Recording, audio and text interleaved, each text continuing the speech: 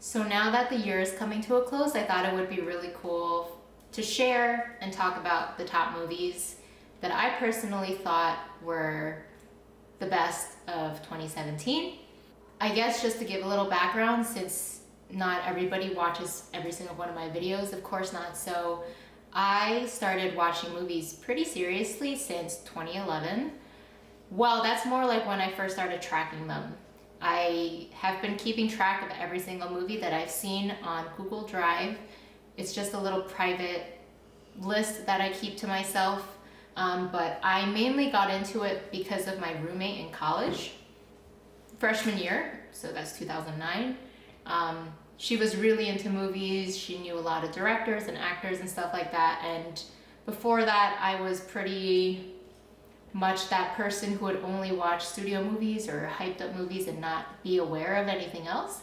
But for some reason, since that time, I've been trying to watch movies constantly. For a while, my goal was to watch one movie every single day, which of course is unrealistic, but I think it was just really cool to me if I watched a ton of movies every year. And then sometimes I would compare in between years to see which year I was lacking and which year I watched the most.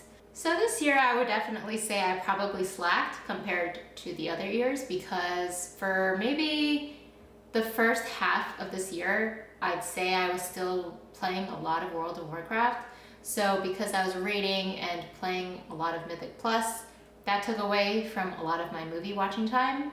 I find that if I am really into a game at any point in time, I just go all out. So I just play a ton of hours of that and just end up not watching movies too frequently, like maybe once or twice a week, or maybe more than a week in between viewings.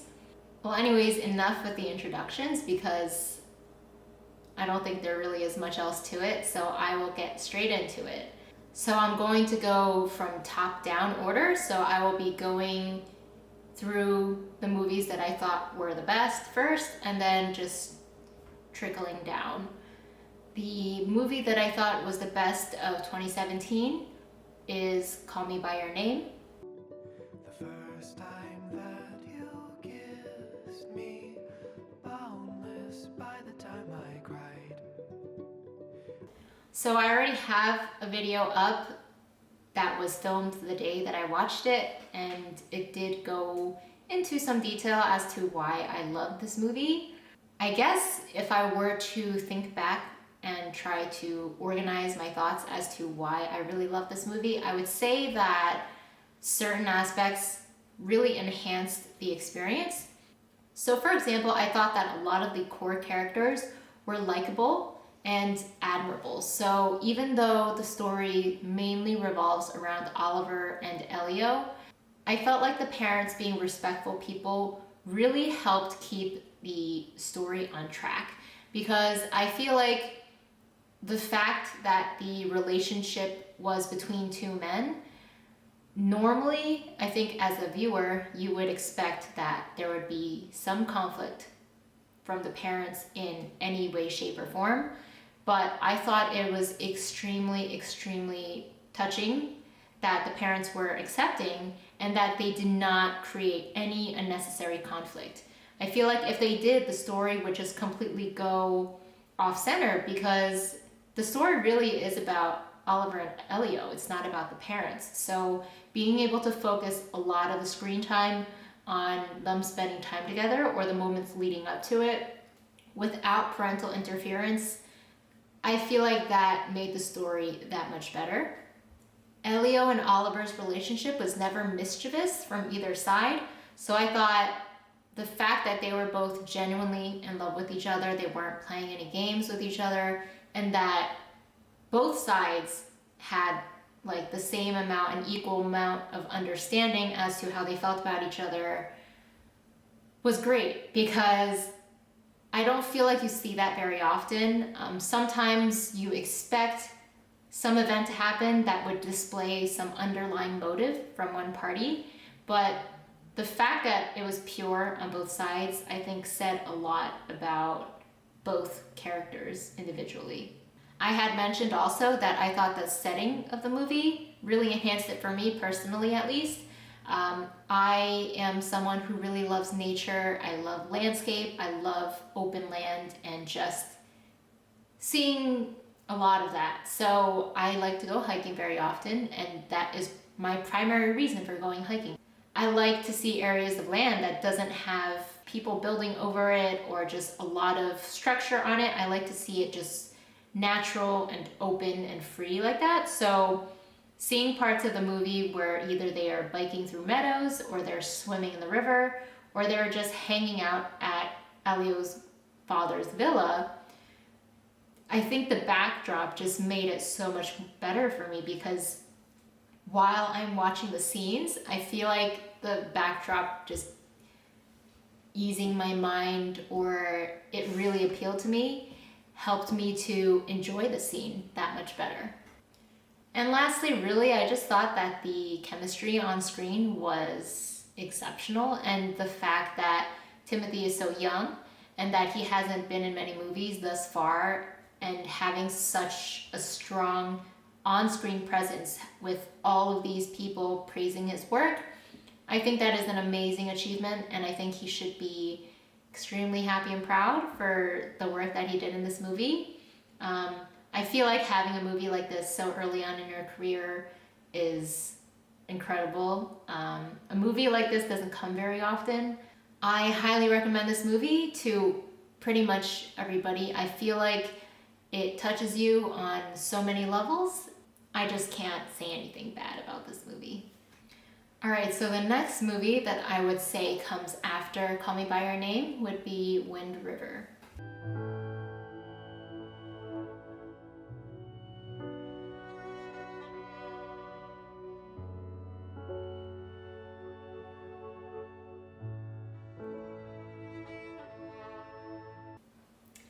So in terms of this movie, I actually went into it without any prior knowledge that it was coming out in theaters. I think at the time I was just looking up any movies that were currently out, and I came across it with some decent reviews. I really like Elizabeth Olsen. I thought that the plot was very intriguing and didn't watch any trailers beforehand. I don't usually ever watch trailers. I try to avoid them if possible, but if I go to see a movie and they show like 5 trailers beforehand, I can't just close my eyes and block out my ears. But back on topic, I didn't know much beforehand, but the thing is, after I watched Dances with Wolves a couple years ago, and I did actually rewatch it this year, I found myself really interested in Native American history as well as their current predicament. So the fact that this movie revolved around them in some way heightened my interest. So even though the movie is generally pretty slow paced, I never really found myself bored because I was extremely interested in the characters involved, in the situation, and I felt like they did a really good job of making sure that every single scene had a purpose. I know that sounds easy to say, but I do think there are times where some movies falter, where there's like a period of time in the middle where the pacing is too slow, or they probably added in scenes that didn't reveal as much as they wanted it to. So I felt like each scene in Wind River did a really good job at moving the story along. So to me, the fact that they get you to care about more than just the main 2 people who had the most screen time, I feel like that is extremely impressive, because they weren't just props in the movie, but provided meaningful development to the stories to convey that they were all suffering in some way within the confines of the reservation. I mean, this is probably another very obvious one, but I also thought the acting was superb, and sometimes you just really notice a difference when acting moves you more if it is actually appearing to be genuine. I myself thought that I would always feel way more connected to an actor if they were doing an emotional scene, and I really felt like they were feeling those emotions, or they did such an excellent job with the way they were portraying it that you just feel sucked into what they were feeling at the time. And I guess lastly, I thought that the setting was pretty unique in the sense that this was taking place in Wyoming, and a lot of the film is basically in the reservation around the mountains, and it was just snowy all the time. It was very, very cold. So even though a lot of the shots were extremely beautiful, you see the snow on the mountains and it's just white and blissful, whites on the trees, all of that. I thought it was pretty cool how the setting was like a double-edged sword where if you're just looking at it, it looks really beautiful, but the cold and the setting itself actually did contribute to some of the deaths in the film. Okay, so next up, I would say that Lady Bird would be third on my list.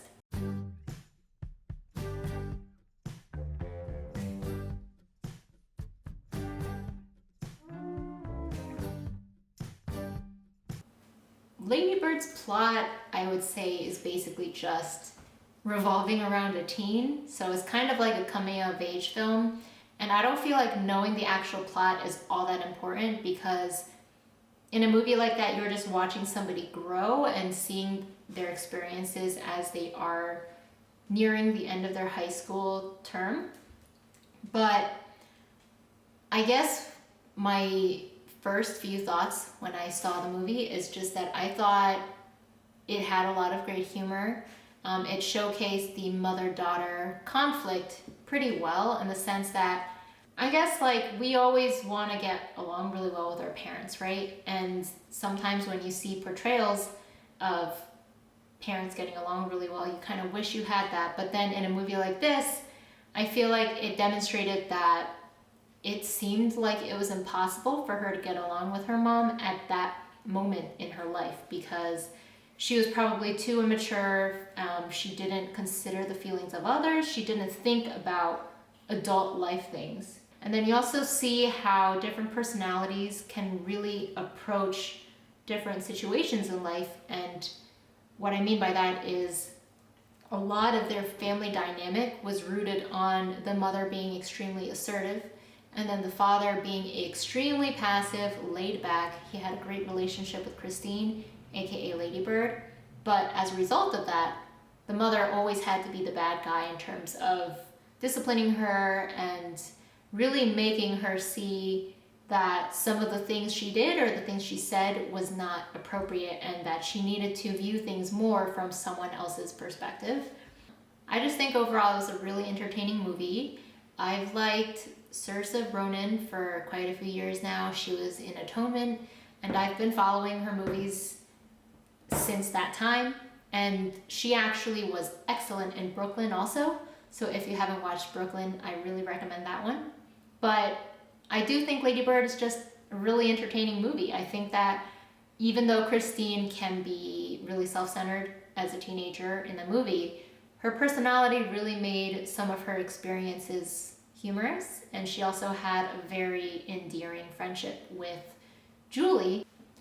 I just think overall Lady Bird was a really entertaining movie to watch, and coming of age movies are actually one of, if not my favorite genre. So whenever I come across the few that tend to really touch me, they really stay with me for a long time. So some of the other coming of ages that I would like to take the moment to recommend because I love them so much. Flipped, I would say, is pretty much my favorite of all time. The Way, Way Back also is extremely good with Toni Collette and Sam Rockwell. And The Kings of Summer. Okay, next up is The Shape of Water by Guillermo del Toro.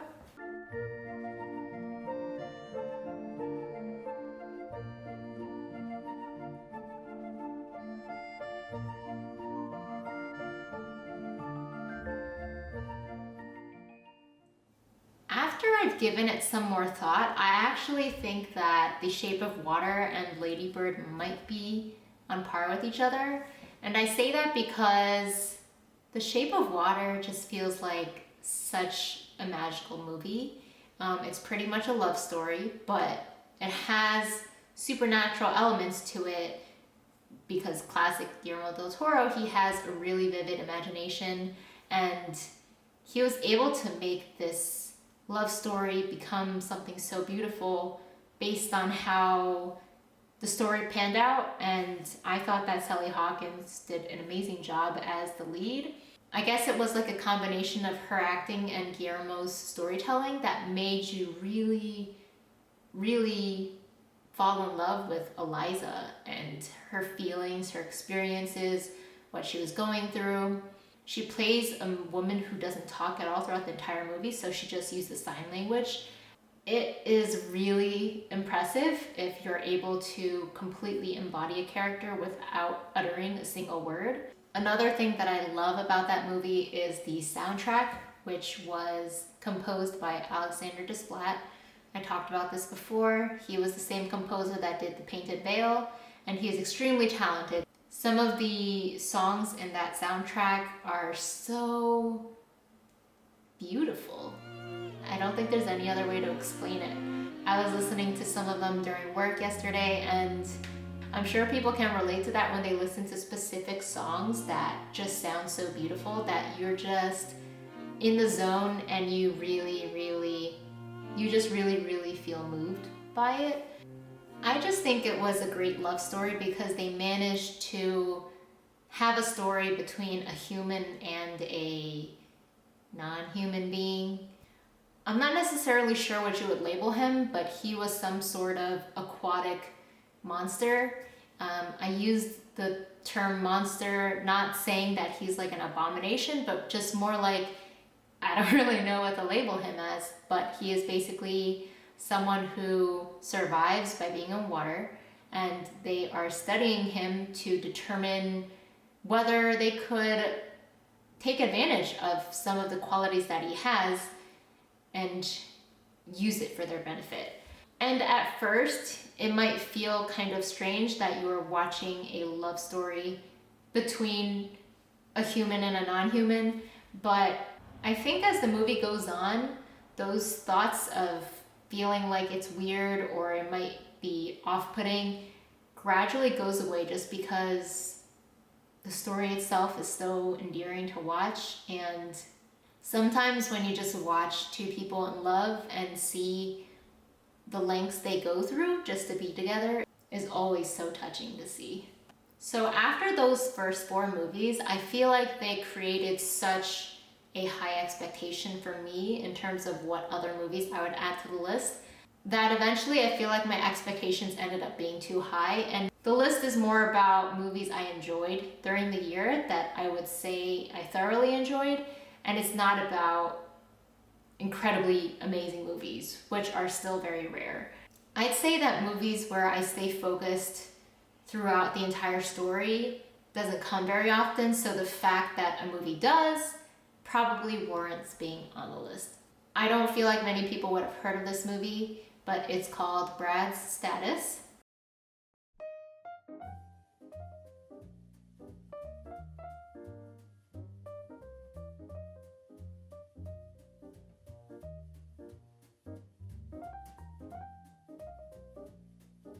The movie is pretty simple. It's about a father, played by Ben Stiller, who goes with his son to look at colleges. And while he is there, I feel like he really grows as a person and starts to perhaps become more comfortable with his life.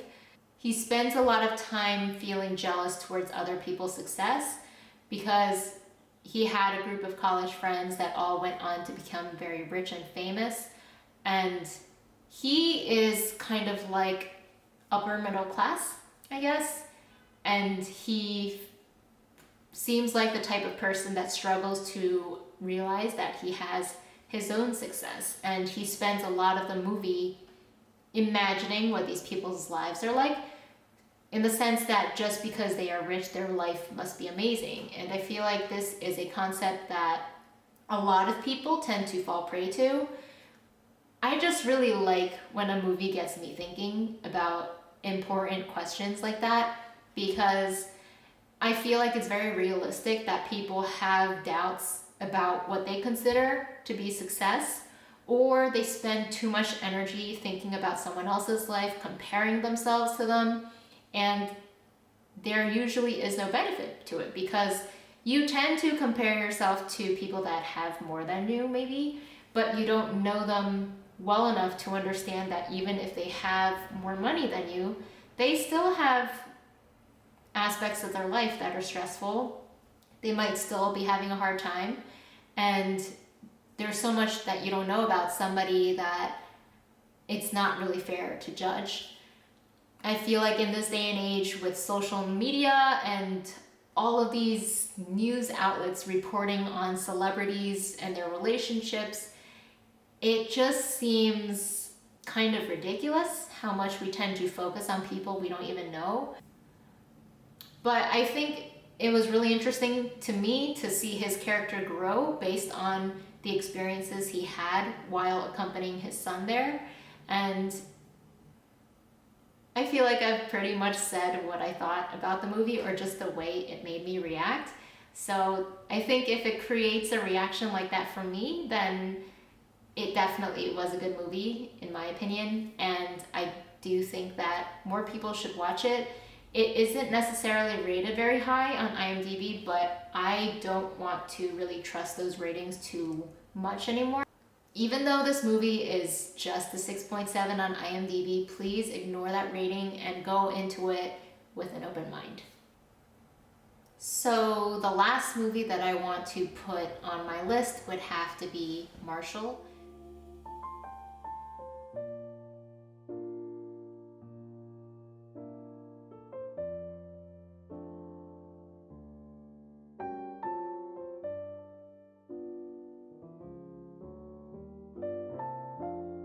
I watched this movie very recently, and I wouldn't say that this movie is anything particularly special, but the main reason I want to put it on my list is because I enjoyed the movie throughout.